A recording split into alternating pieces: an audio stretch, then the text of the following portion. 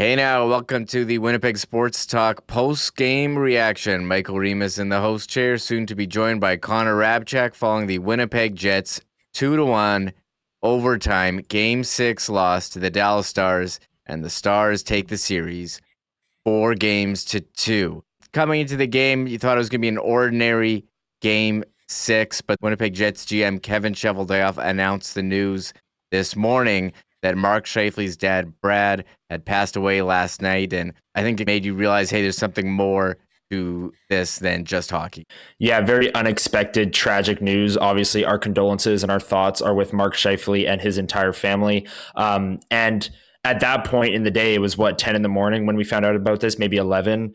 The hockey game is secondary, like you said, Remis. And it was like, whether or not Mark Scheifele plays tonight, we here in Winnipeg will support him 100%. You saw an outpouring of support, not only from Winnipeg Jets fans online, but Dallas Stars fans as well, donating $55 to the True North Youth Foundation. Really, really classy move from Stars fans. I know that they've been hanging out in our chat room all throughout this series. I want to give a shout out. They were very, very classy, and them donating money to Mark Scheifele's charity that he supports was a very, very awesome move by them. So well done, Stars fans and Jets fans who supported Mark Scheifele's decision whether or not he was going to play. Scott O'Neill then later spoke with the media and said that Mark Scheifele wanted to play. His dad would have wanted him to play, is what Mark Scheifele told Arneal. And he ended up playing. And I can't even imagine what this day was like for him, the emotions he was going through right from when he woke up and found out about the news till game time, and even throughout this game that we'll get into in a second here. Yeah, the emotions very heavy throughout the team. And as far as lineup changes, none for the Jets. The Stars still going with 11-7, but this was a big game for the Jets, trying to extend the series to 7 games. You haven't won on the road this playoffs. 0-9 in their last 9 road playoff games, and you look at what the Jets needed to do to win this one. They needed to get better goaltending. Connor Hrabchak on the road hadn't been at his best in the playoffs. Special teams has been a factor all series. Not taking penalties. You don't want to give them chances on the power play and scoring first. And, for the Stars, a lot of their forwards very quiet in the series. Duchesne, Ben Sagan, Wyatt Johnson. The Jets had done a great job shutting them down. And when Dallas won, it was the big scorers, Rantanen and Granlund. So coming into the first period, it seemed very tentative. I don't know if the shot on goal counter was broken, but it was. The numbers like 5 minutes in, the shots were 1-0 Dallas. There was a Dadonov wraparound. I thought he had a couple chances on the night, and you felt that the first goal was going to be so huge, but you also saw early, I think, that Connor Hrabchak was dialed in, and it took a while, but he found his game, I think, over the last few home games for the Jets, but he was solid in Game 4 as well, and I thought he was excellent tonight, and you saw that early on in the first period. Connor Hrabchak really did get better as the series went on, and I agree with you, Remo. I even tweeted out at the time, there's absolutely no chance that the shots on goal in this game right now are 2-2. I'd counted at least 4 saves from Connor Hrabchak, some of them big saves, as the Jets really struggled to find their game to start this one specifically. In the second and third period, I thought the Jets were the better team, but the first period, the Stars really took it to them. The scoring chances ended up being 15-1 for Dallas at the end of the first. So the Jets were absolutely on their heels, not what you wanted to see in a must-win game on the road. You thought, oh my goodness, here we go again. The Jets unable to win on the road, and in the St. Louis series didn't even really show up on the road, but the Jets pushed back in the second and third period, I thought, and Connor Hrabchak kept them in it early, and I thought Connor Hrabchak was fantastic throughout this game. Yeah, I did enjoy the conversation on the panel after the first period is when is a scoring chance, because Tyler Seguin in dangerous area, missing the net. There were some other good looks. Wyatt Johnson in close, doesn't get a shot off. And yeah, the shot counter you mentioned, there's 4:18 left in the first period, and the shots were 2-2 on the shot counter. And I wrote in my notes, is this thing broken? And yeah, Dallas was pressing in the first period. Bichelle in tight with a chance. Duchesne in tight, saved by Hrabchak. And the Jets had some nice shifts, but really no chances. There was one from Perfetti, very sharp angle off a fake shot pass from Pionk. And when it was all said and near the end of the first period, shot attempts, Dallas 23, Jets 10, scoring chances. You mentioned 15-1. That's what the broadcast said. And one defense pair that did not have a great first period. Hayden Fleury, Luke Shen, 0 on ice shot attempts for, 14 against. And the Appleton, Lowry, Niederreiter line with a very rough first period as well. 3 shot attempts on ice for, 11 against. So not a great first period, but I think, you know what, you're on the road. You need to win. The game's tied. That is certainly a win for the Winnipeg Jets. You can move on from that crappy first period and put your best foot forward in the second. And Remis, this being a season-ending game for the Winnipeg Jets, we can look back at the whole season. Every time this team had a rough start, Connor Hrabchak was there to bail them out. And in the playoffs, that hadn't necessarily been the case. But today it was. In this game, it was. He absolutely bailed them out from a tough first period. Like you said, the third pair and the third line specifically really got caved in a few times. But this is why he's the MVP. He had back-to-back home shutouts, and it was really about performing on the road. And this game, I thought he stepped up big time, played maybe his best road game of the playoffs. In a must-win game for the Winnipeg Jets, obviously it didn't go their way. They only scored 1 goal for him. They didn't really give him the run support.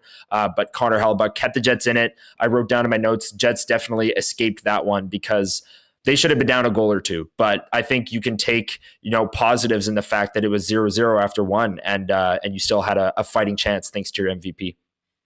Yeah, and I think when you look back at this series or as the playoff as a whole, the inability to win on the road and the slow starts, which we saw were themes all playoffs, they showed up today.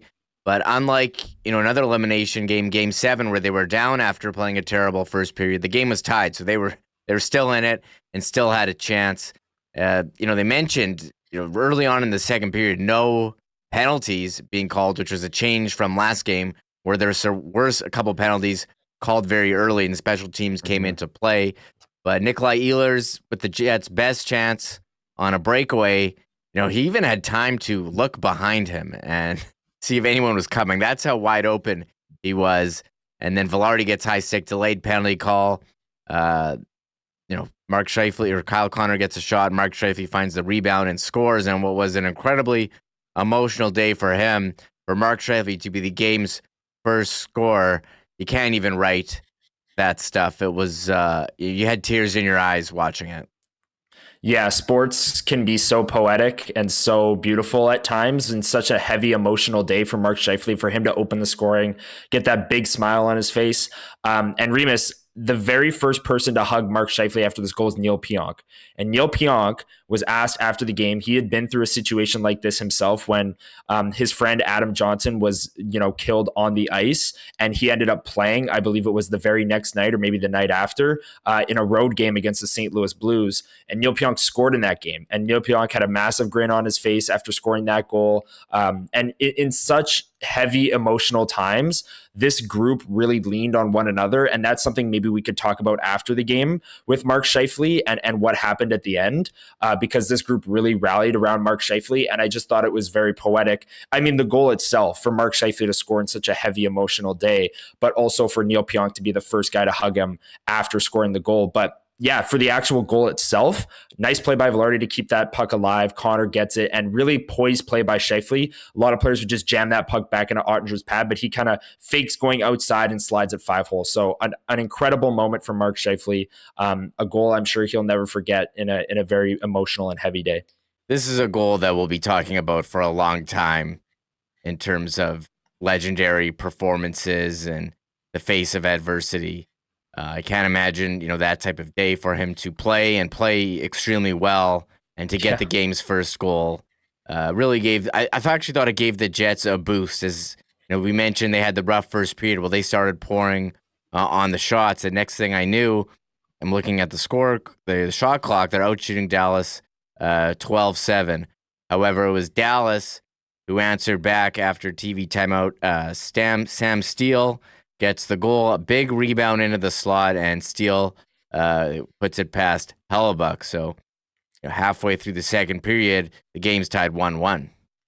Yeah, the Jets were really taking it to the Stars up until Steele scored this goal. And then I thought the Stars then refound their game a little bit, and it was even from that point forward. But yeah, a shot, a relatively harmless shot from the outside that Connor Hrabchak easily blockers away. But maybe you'd like to see him control this rebound a little bit better because it pops right into the slot. There are a lot of Jets around that puck that I think you'd hope that they could clear it in that moment. And Sam Steele, all in one motion, takes it and fires it bar down over the glove side of Connor Hrabchak. And Sportsnet showed a graphic that high glove has been the spot that Connor Hrabchak's been beaten the most this playoffs. Second best was high blocker. So they're clearly going upstairs on Connor Hrabchak. And this was a situation where you'd like to see the Jets jump on that puck there and not let it sit there and allow a player to step into a one-timer fresh off a rebound right in the middle of the slot. Yeah, a bit of an unlucky bounce there as it's Heiskanen plays the puck cross ice to Harley and it bounces off Ehlers' leg right to Harley. Bounce another way. They don't even get the zone entry. Trying to make a D play and didn't have I guess didn't have the angle that it hit his leg at properly to make a good enough defensive play. And game's tied 1-1 and a key play with 4:53 left in the second period. Josh Morrissey tangled up with Mikko Rantanen in the corner.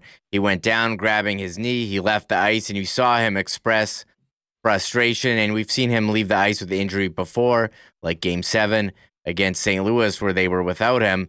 But his reaction led you to believe that this was something more serious, and he went down to the bench. And I think for the Jets, they could lean on the experience of Game 7 of not having him there. Yep. You knew Pionk was going to have to step up, Sandberg as well.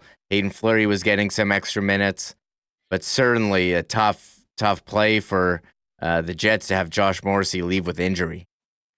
Yeah, and he ultimately didn't return. Scott O'Neill said after the game that they're going to wait and see once they get home to Winnipeg, reevaluate Josh Morrissey. I'm sure we will hear his status at the end of season press conference that are going to come in the coming days here. But as for this game, I agree with you, Remo. The experience that they had just over a week and a bit ago in Game 7 against the St. Louis Blues, where they were down to 5 defensemen. Neil Pionk played 46 minutes in that game. Sandberg played 44. You knew you were going to see those two guys a ton in the third period. And I thought Neil Pionk was very, very good in this game once again, where he was forced into a bigger role. I thought he really moved the puck up the ice well, defended some plays really nicely one-on-one. And the Jets stepping up with 5 defensemen is something that they did in Game 7. They did it again tonight. And I didn't really have a bad thing to say about the guys that stepped up into bigger roles, especially Pionk and Sandberg. But yeah, hoping for the best for Josh Morrissey. I know the Sportsnet panel, Kevin Biek said they kind of speculated on what his injury could be. We'll wait and hear what Scott O'Neill has to say. But with the way the NHL schedule works, the regular season is going to start in 4 months, 5 months. If this is a long-term injury, this could bleed into next season, but obviously we're not hoping for that. We're hoping that he's A-okay and good to go. Yeah, it sounded from Scott O'Neill not good, so we'll have to wait and see. And we mentioned there was no penalties. One player on the ice who was not happy about that was Mason Marchment. Felt in that second period, he got tripped by Luke Shen. They did show in the broadcast Marchment with jumping into hits on Scheifele and Nikolai Ehlers, and the refs calming it, trying to talk him out of it. I don't know what to say there, but we saw Marchment stick tap a ref on the shin pad after not getting a call earlier in this series. Well, he didn't get fined. If the punishment was that any call, any penalty against him doesn't get called, maybe that's a fair trade-off. That play was. Well, you could go either way. I think with the Luke Shen, Marchment tries to go around him, and Luke Shen just stood his ground. Yeah, and the Sportsnet panel did talk about that as well in the second intermission. If you're constantly complaining to the refs and constantly, looking for calls, do the refs reach a point where they're just like, I'm not going to call anything for this guy anymore? I think maybe that's what you saw in this game, because I think Marchment did have a case on a few of them, especially this Luke Shen tripping. I thought that was tripping. I was shocked that they didn't call it in the moment, but maybe the refs are just fed up with Mason Marchment. They're like, I'm not calling anything for this guy. I don't know. Yeah, I don't like this jumping. Like the Jets talking about the Blues jumping into hits. You can't do that. Right. You got to stay 700 feet. So maybe they could have called that, but I didn't think there was anything egregious. There's mentioned no penalties. I don't think there was anything that was that crazy that they missed.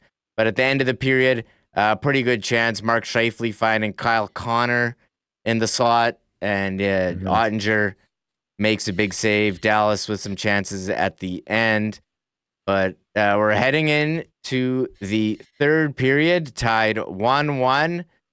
Very intense game. Watching this game, felt a lot of the emotions that you felt in Game 7, knowing the season could be the end, with the Jets lay it on the line here and try to extend the series. Should mention the Jets outshot Dallas 12-7 in that second period, Mm. as you mentioned. That's probably their best period of the game. But third period, big save starting off. Connor Hrabchak on Wyatt Johnston, and some nice pressure from the DeMello Sandberg Barron line. Perfetti had a chance in the slot there that Ottinger saved. It's a bit back and forth here.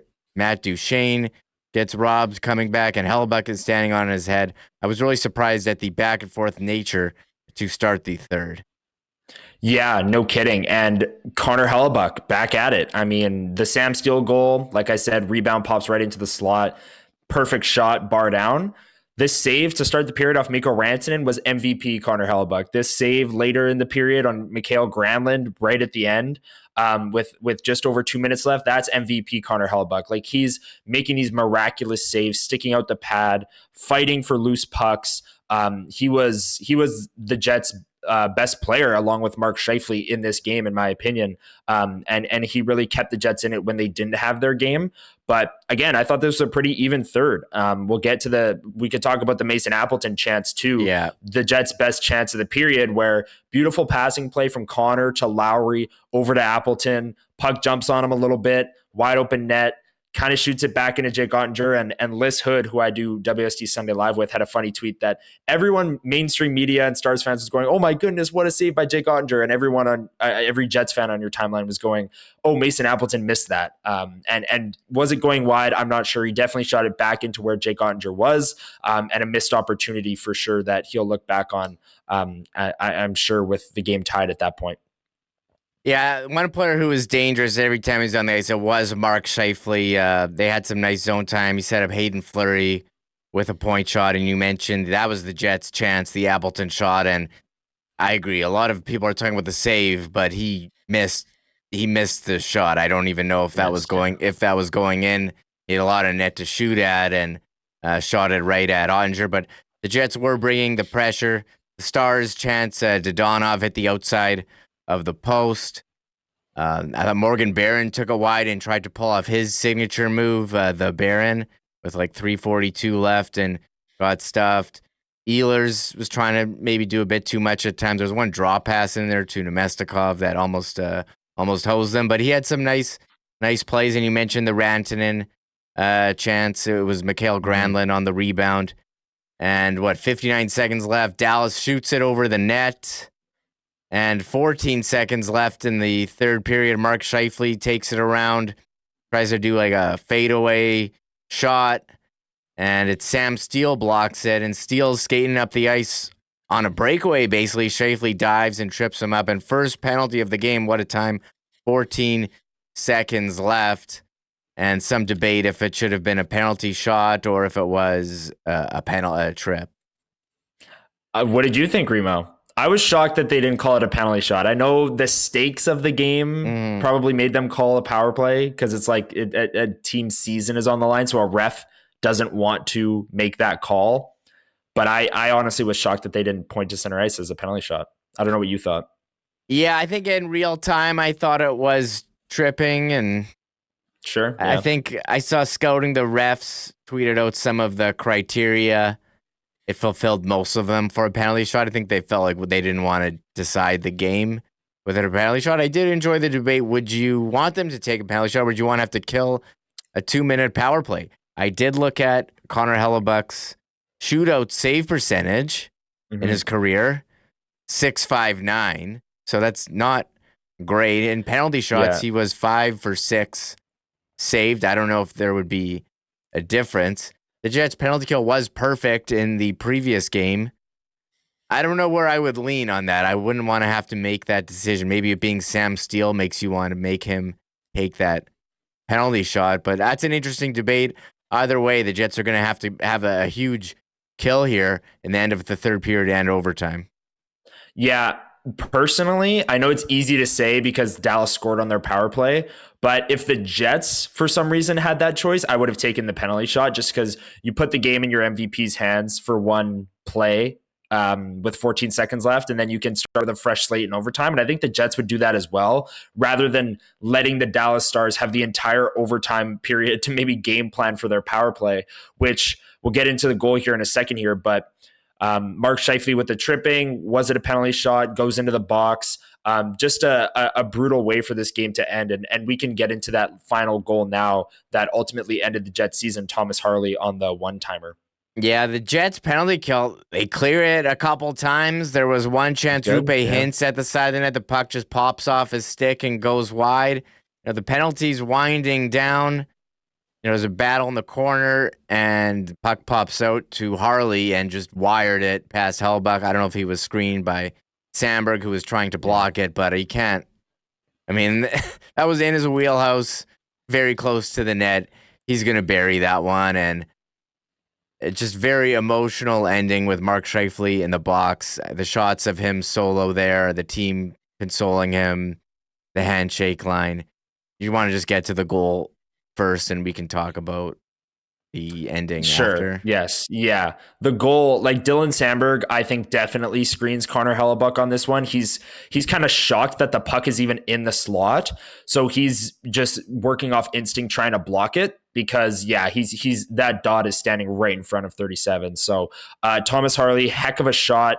Dylan Sandberg kind of screens his own goalie. Jets lose a battle in the corner, which caps off a pretty good penalty kill. Like you liked a lot of their penalty killing in this instance, but the Stars kind of outnumber them there. Puck goes right down, right into the slot. Thomas Harley wide open. And yeah, Dylan Sandberg kind of caught in between being out there and blocking a shot and taking away the pass and ends up screening Connor Hrabchak. And that's the Jets season. And like you said, a very, very emotional scene after this goal that ended the Jets season on the power play. Yeah, and for the Jets, just on the game, I think a lot of talk coming in of how would they play on the road. They, in unbelievable circumstances, played their best road game of the year or of the playoffs, and were right there in overtime. I mean, no shame in the way to end. They had an incredible season, President's Trophy, won the division. Unfortunate they're not able to go further, but I think you can celebrate this team, the season that they had, and again, and just an unbelievable, like one of the more emotional handshake lines you'll ever see. I know you're saying emotional a lot, but I mean, how else could you describe it with, Mark Scheifele and Jamie Benn shaking hands and exchanging words, him and Tyler Seguin, and Adam Lowry grabbing Mark Scheifele in the box and him hugging all of his teammates, Nikolai Ehlers, Connor Hrabchak, Eric Comrie, guys who he's known and been friends with for a long time. And you heard that so much from the Jets, how their family, how they stick together. And they really showed it today in the face of, unbelievable circumstances. Yeah, I love everything about Adam Lowry going straight to the box, the leader of this team, the catalyst for the culture changing over these past couple of years. Like Rick Bowness came in and said, I want that guy to be the captain. This is why. In moments like this, he picks up his teammates. And in moments like this is a moment that isn't just Mark Scheifele had a bad tripping penalty. Like this was an incredibly difficult day for Mark Scheifele. And Adam Lowry was right there for him, along with the rest of the team. What a scene it was in the handshake line and the Jets consoling Mark Scheifele after that. That I just can't believe that's how the game ended. Like that absolutely sucks that Mark Scheifele was in the box. But he has a great support group. He has the culture of this Winnipeg Jets group. He has so many good friends on this team that'll be there for him in this moment.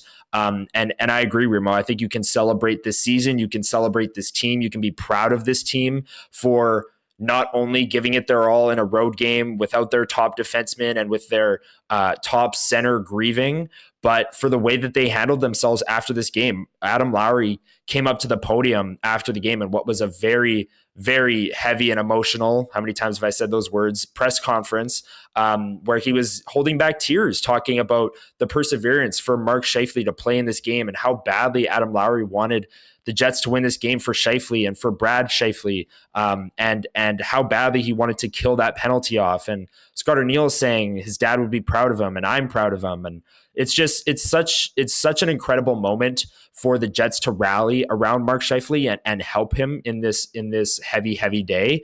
And what a performance from Mark Scheifele, who through incredibly difficult circumstances played an incredible hockey game.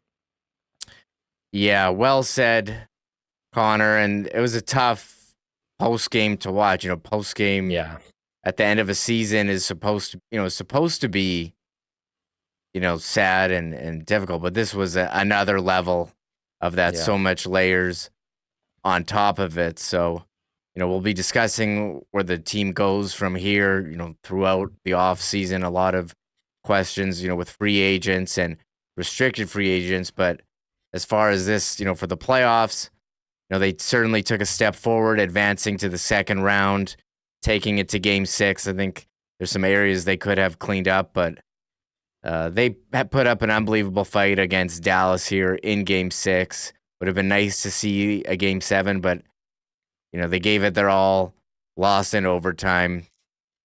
It was a tough way, and you saw everyone, pulling for Mark Scheifele there. Again, can't imagine going through that. Really can't imagine it. What a day for Mark Scheifele. What an awful day. And like I said, he can lean on his friends in this situation, and a lot of his best friends or all of his best friends are on this Winnipeg Jets team, and he's been around them for a long time. So props to Adam Lowry and the entire Jets team for going out there and helping him in that moment where after the Thomas Harley goal, where you could clearly see Scheifele was pretty defeated. And yeah, it's going to be a long off season. Well, not a long off season. Like I said, you can celebrate this team. It's not like they missed the playoffs or anything. You can be proud of this group. But we'll have a lot to talk about is more what I meant going into the off season here for the Winnipeg Jets. Yeah, just looking at some of the ice time: Sandberg 23-35, Pionk 24-47, DeMello 24-11. Those guys picking up the slack, and Hayden Fleury 16-58, Shen 18-56. Forward leaders: Connor 20-40, Scheifele 18-51. Everyone up there. Morgan Barron 10-40. Tough way for the Winnipeg Jets season to end, but when you look on the whole, I would say it was certainly a successful season.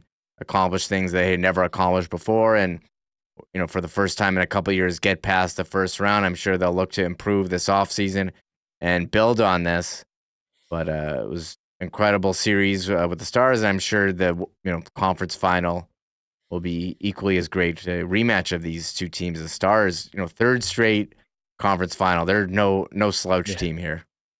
Yeah, and third straight conference final for Dallas, who is looking to get over the hump, and Edmonton. It looks like their year. Like they just rolled through Vegas. So I know this loss absolutely stings for the Winnipeg Jets and their fans, but as a hockey fan, I'm very excited for what the third round in the Stanley Cup final is going to bring, because it's going to be some great hockey. And as we saw, Dallas with Miro Heiskanen back, like they're only getting better. And their fans, outside of calling us Karens for the Petrovic goal of Remis, were very respectful in this series. So wishing Stars fans all the best in this third round. Yeah, they were all right. Yeah, it wasn't like the St. Louis fans who had to hear it from every day in the comments. So, so agreed. Yeah. Look, Connor, we had fun doing these post games. Hope to be back doing them soon. I think we've said it all on Game 7. I know you'll have more on WST Sunday Live, 9 a.m. here on Winnipeg Sports Talk YouTube channel. And stay tuned this week for Winnipeg Sports Talk Daily, 1 p.m. Monday's a long weekend. We're still undecided about what we're going to do there, depending on what the Jets do, of course. But hey, hit the subscribe button, hit the like, hit the notification bell, so you can find out when we're posting videos and when we're going live here on Winnipeg Sports YouTube. Connor, thanks again for all your contributions. This playoffs has been a blast doing the post games with you. I think we said it all, right? We said that. Yes, it's been a blast, Remo. It really has. Like, I'm gonna look back on this playoff run, and so many people will, for the Game 7 moment in round one, the Manitoba Miracle, as they should. I'll never forget being in the building for that. I'll never forget doing the post game with you after that, and leaving the building that night after a double OT Game 7.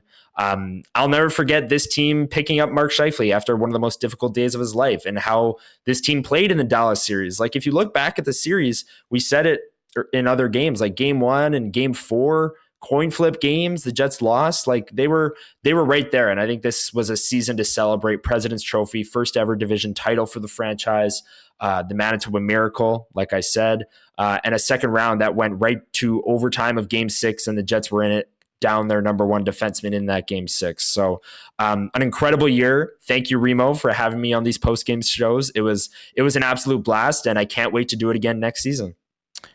Yeah, and again, Game 1 right there. Game 4, that was the game that that Ottinger stole, and Game 6, overtime. So it was 4-2, but felt like it could have gone 7 easily. Mm-hmm.